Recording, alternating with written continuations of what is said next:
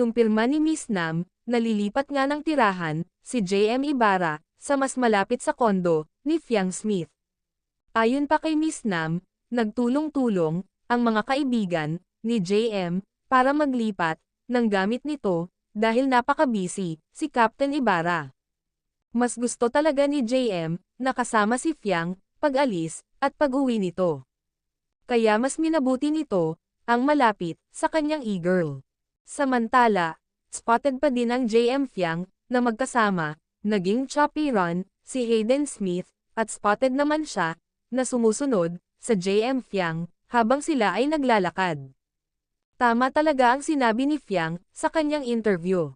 Never niya naranasan, ang makipag-date, na walang kasama, laging kasama nito, ang isa sa family niya. Kaya very special moment talaga, sa kanya, ang date nila ni JM, sa loob ng BNK, na sila lang dalawa. Spotted pa din ang apat, na magagandang dilag, na nagtitinda naman ngayon, sa karinderya.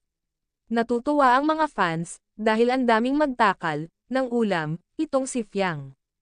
Ayon sa mga netizens, lugi negosyo daw, pag si Fiang, ang tindera.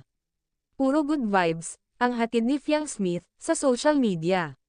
Kaya sinabihan siya, ng mga netizens, na happy pill nila, si Fiang, dahil napapatawa niya, ang mga manonood.